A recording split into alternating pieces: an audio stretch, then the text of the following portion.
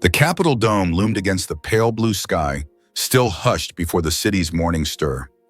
Denzel Washington, 69, sat alone in his apartment overlooking the Potomac, the skyline stretching silent beyond the glass.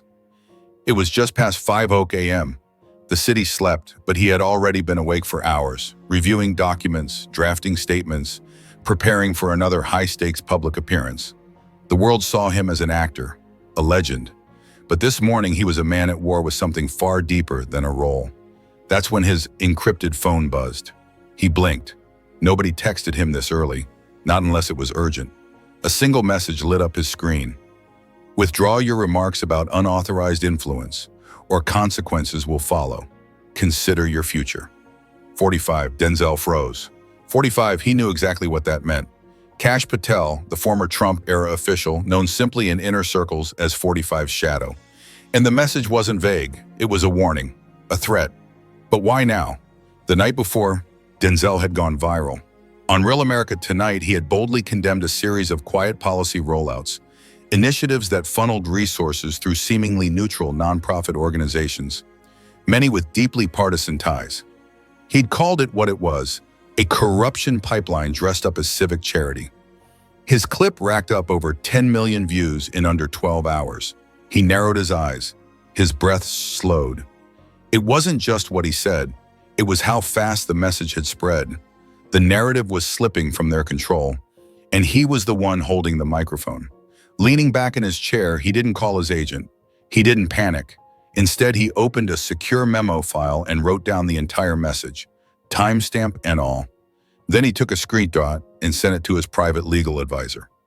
"Let them know I received this," he typed, "and I'm not backing down." A knock came at the door. It was Marcus, his communications director. "We've got CNN at 8 and Fox wants a live segment at noon. They both want your take on the nonprofit scandal." Denzel stood, smoothed the collar of his dark jacket and nodded. "I'll give them more than a take."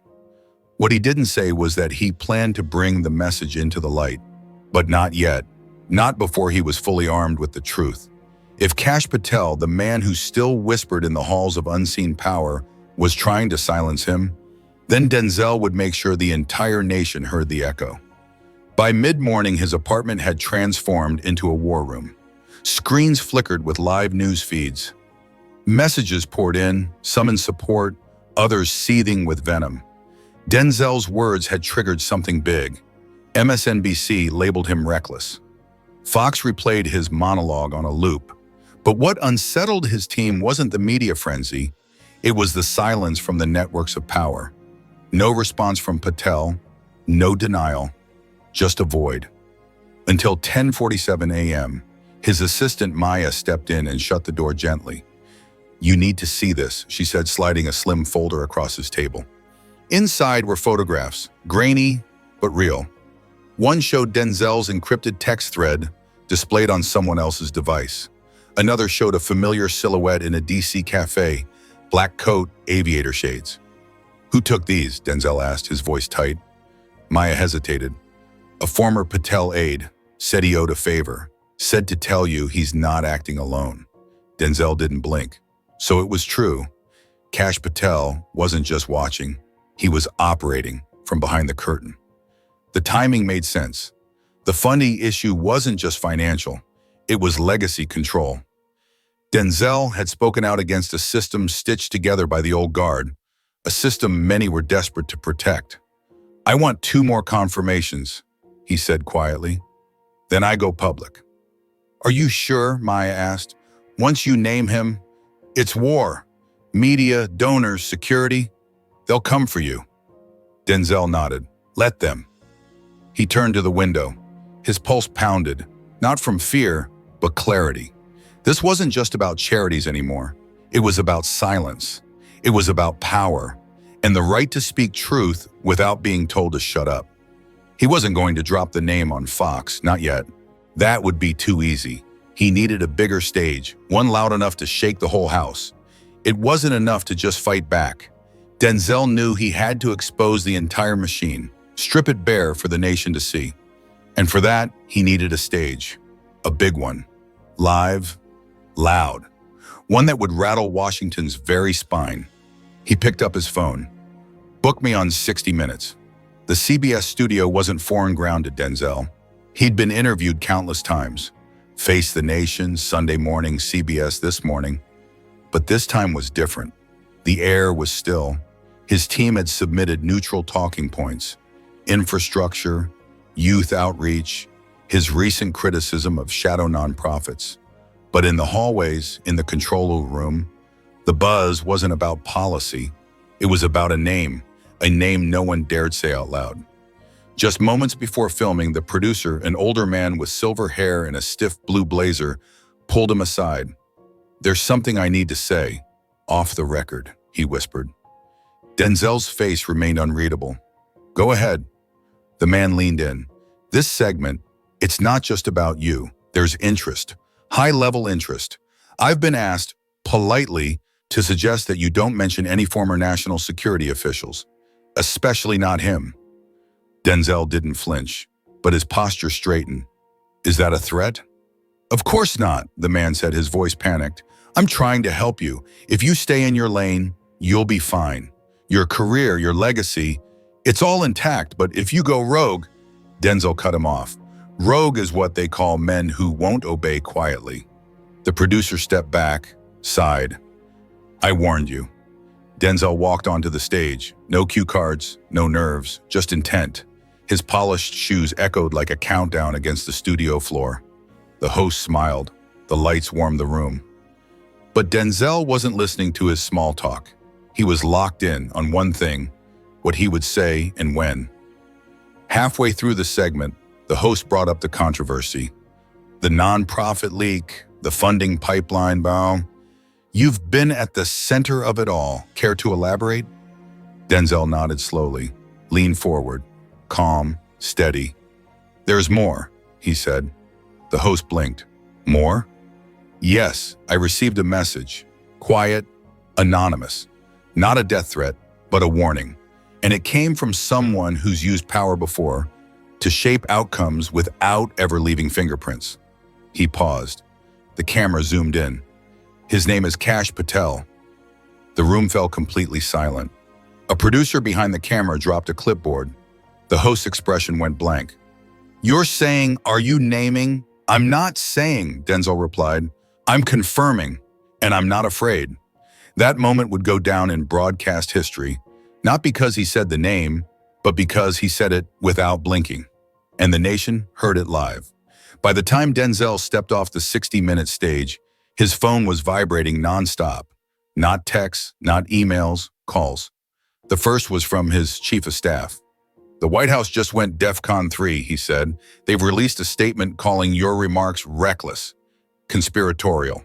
The second was from his father, watching from back home in Mount Vernon.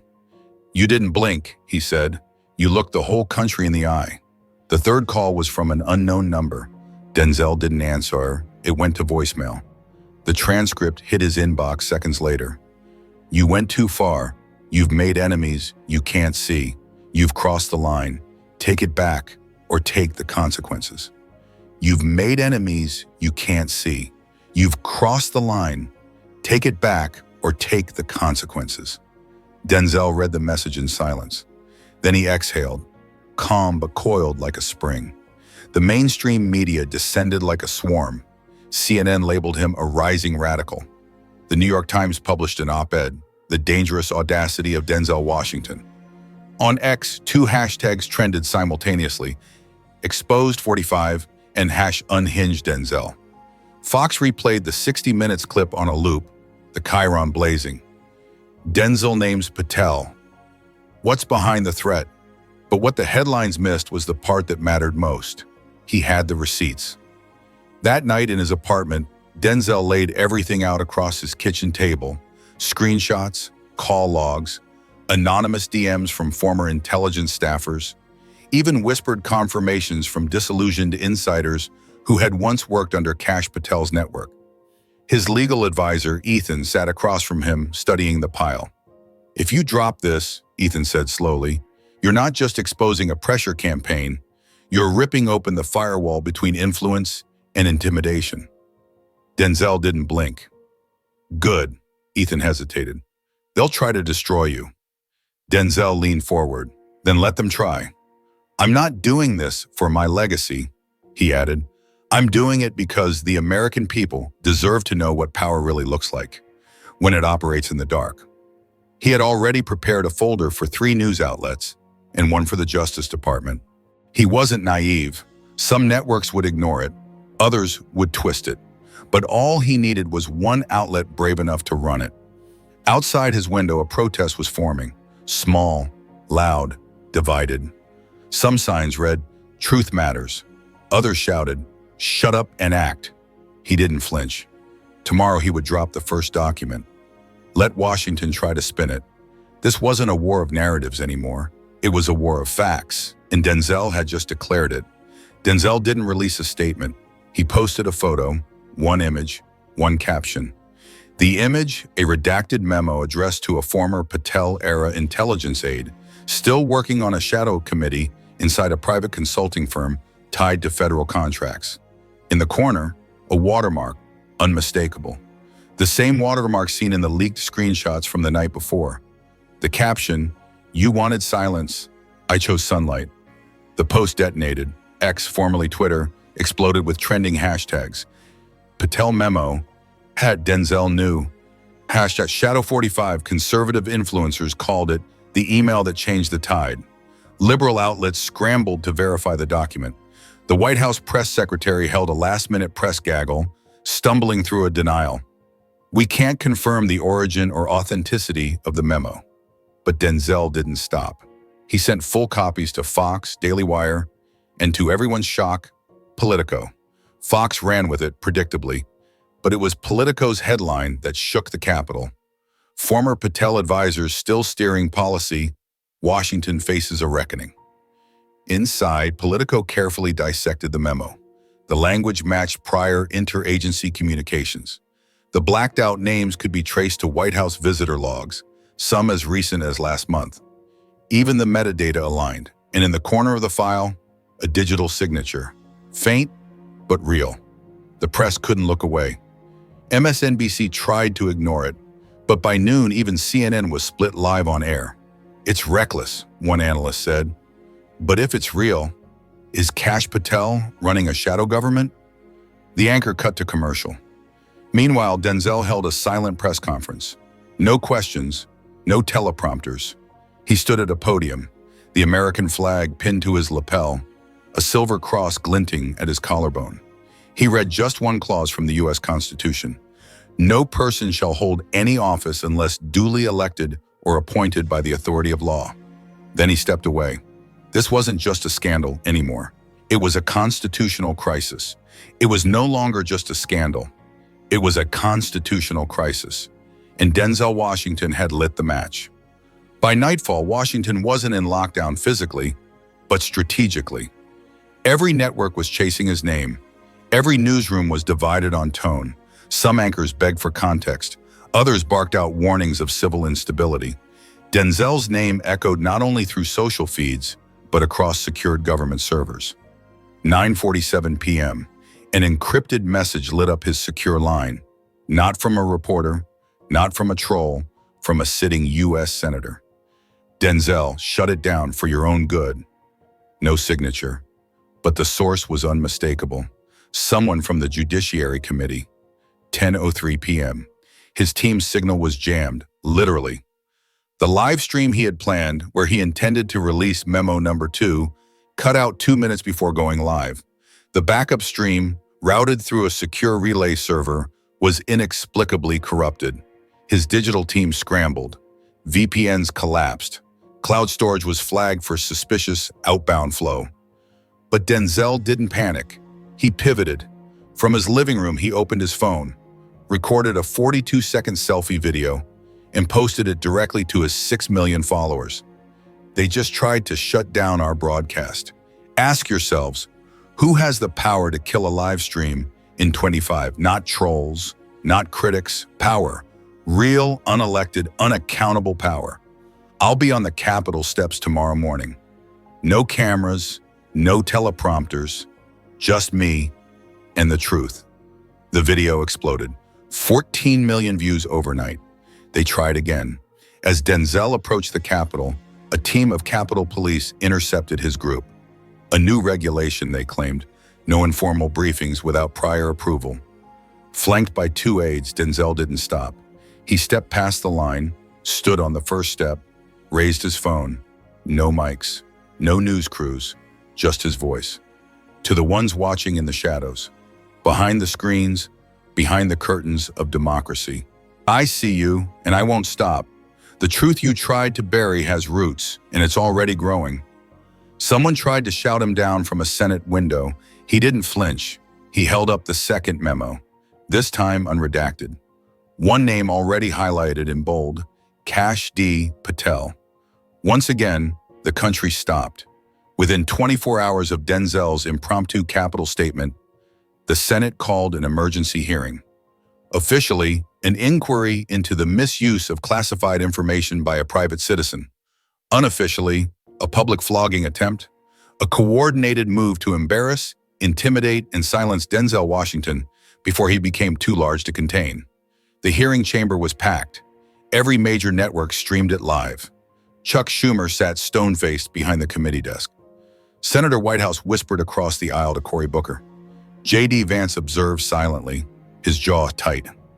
Even Mitch McConnell looked up from his notes. Denzel walked in, alone. No team, no glam squad. He wore a charcoal gray blazer, an American flag pin on one lapel, and a silver cross on the other. No flash, just substance. The chair banged the gavel. Mr. Washington, you've been summoned today to address serious concerns regarding your public accusations. Denzel calmly interrupted. Accusations backed by evidence, Mr. Chairman. And if this chamber still respects the Constitution, I would like to present that evidence. Under oath. Murmurs rippled across the room. Senator Booker raised an eyebrow. You mean to tell us you are willing to be cross-examined? Denzel nodded once, in full view of the American people. That wasn't the plan. They expected panic, not poise, retreat, not defiance, boom. He placed a folder on the table, opened it, pulled out memo number 2. This document showed clear coordination between Patel-era national security advisors and current nonprofit policy consultants, operating just 3 blocks from the White House. Denzel spoke with deliberate clarity. Page 3 shows meeting notes from March 9th. That's 18 days before a sudden border policy shift. A shift this chamber never formally approved. Senator Schumer raised his voice. Mr. Washington, these documents are unverified. Denzel shot back. I had them verified by 3 independent cybersecurity firms. And the metadata traces directly to a device used by one of Mr. Patel's former deputies. The room fell into silence. The public feed paused, a 3-second delay. Staffers hesitated. They considered pulling the plug. But Denzel looked straight into the camera. If I'm lying, charge me. If I'm wrong, disprove me. But if I'm right, then ask yourselves, why is no one else in this room holding the powerful accountable? The chamber froze. The cameras kept rolling. And for the first time, it was the Senate that looked like it had something to hide. I verified them with 3 cybersecurity firms, Denzel said, his voice steady, and the metadata traces directly to a device used by one of Kash Patel's former deputy chiefs of staff. Silence fell. The public feed stuttered, a 3-second delay. Just enough time for the Senate tech staffers to consider pulling the plug. But Denzel looked straight into the lens, calm, direct, unflinching. If I'm lying, charge me. If I'm wrong, disprove me. But if I'm right, then ask yourselves, why is no one else in this room holding the powerful accountable? The chamber froze. The cameras kept rolling. And for the first time, it was the Senate that looked like it had something to hide. #Subpoena Patel was the #1 trending hashtag in America. Even Democrats were rattled. Footage of Denzel standing alone before the Senate, eyes locked on lawmakers, spine straight, resolve unshaken, played on a loop across every network. Fox News called it a moment of moral clarity. CNN aired it with caution. MSNBC played it with visible discomfort. But what happened next? No one saw coming. At a small town hall in Michigan, Senator Elijah Freeman, a sitting Democrat and former Patel-era campaign strategist turned moderate lawmaker, stepped to the podium. He looked conflicted, tired, resolute. He said 3 words. Denzel was right. Gasps rippled through the room. Reporters grabbed their phones. Cameras blinked on. Freeman continued, his voice low but firm. I've seen the documents. I've verified their authenticity. And I can no longer sit back while unelected figures, even those I once respected, pull strings from behind the curtain. The clip exploded online. By noon, 2 more moderate Democrats signaled support for an independent investigation. By 3:00 p.m., Politico published a front-page article. Whispers turned to roars. Is the Patel network real? Meanwhile, Denzel said nothing. He wasn't hiding. He was planning. His next move wasn't a press conference. It wasn't a podcast. It was a letter. Old school, printed, signed, and it was sent directly to the Speaker of the House.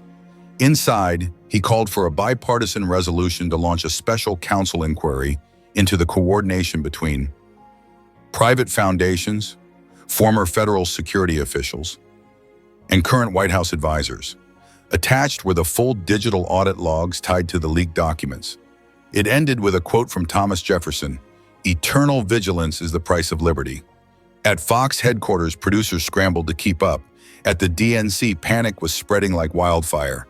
In a leaked conference call, a senior aide to a prominent Democrat shouted, "How the hell did we let him get this far? He was supposed to be just an actor." But Denzel wasn't acting like an actor anymore. He was a reformer, a whistleblower, a force, a man on a mission, no longer afraid of the wrath of the old establishment. Outside the Capitol, crowds began to gather. Signs rose above the noise, bold and homemade. "We believe him." For 5 days, Kash Patel said nothing. Total silence. The media speculated. Cable panels buzzed. Columnists from The Atlantic to The Federalist battled to define the moment. Was it a calculated stunt? Or the start of a reckoning? Denzel didn't speak either. He let the silence build, the weight of unanswered truth linger. Then, on the 6th day, the silence broke. A surprise interview dropped on a Friday evening, prime time, on NBC. There sat Kash Patel, opposite anchor Lester Holt. Calm, composed, wearing a tailored dark navy suit, smiling. The first half was standard, global initiatives, post-government work, his foundation. But then came the moment. Holt leaned forward and asked, "Mr. Patel, do you deny the existence of the memos Denzel Washington released?" Kash paused, a beat too long, then with the faintest smile, "I believe in the integrity of public service, and I believe that whoever is stirring these waters has a political motivation, not a civic one." Holt pressed, "So you're not denying the memos are real?" Kash's smile grew thinner. "What I'm saying is, context matters. Not every meeting is a conspiracy." It wasn't a denial, and America knew it. "I believe in the integrity of the office," Kash Patel said, the corners of his mouth lifting in a thin smile. "And I believe whoever is stirring these waters has a political motivation, not a civic one." Lester Holt didn't blink. "So you're not denying the memos are real?" Patel's smile widened slightly. "What I'm saying is, context matters. Not every meeting is a conspiracy." It wasn't a denial, and America knew it. By morning, conservative networks were ablaze. Fox ran a chyron in all caps. "Patel, it's not a denial if you smile." Even independents began to turn. Later that evening, Denzel posted a 2-minute video. No edits, no music, no production fluff. Just him, face lit by a desk lamp, voice steady. He didn't deny it, he just called it politics. But when unelected elites operate behind an elected government, that's not politics, that's betrayal. He then unveiled one more document, a meeting memo between executives from the Patel Foundation and the current director of domestic strategy, dated just 3 weeks before a major executive order had been signed. This time there was audio. A male voice said, "We'll let the White House announce it, but we wrote it." An independent voice analyst confirmed the speaker, a former Patel-era national security deputy. Patel's defenders panicked. The Lincoln Project called it a coordinated hit job. The New York Times ran with, When truth bombs become weapons. But the public wasn't buying the spin anymore. At town halls, people started asking real questions. At college campuses, debates erupted. On social media, Gen Z users were posting mashups of Denzel's Senate confrontation, overlaid with audio from the leaked memo. A new narrative emerged, Denzel versus the machine. And it was working. Even some of Patel's former allies began to whisper, how far has the legacy drifted? 1 week after Patel's NBC interview, Denzel Washington walked into the U.S. Capitol. He wasn't wearing a press badge. He wasn't there as an entertainer. He wore a red blazer, and he was there to testify.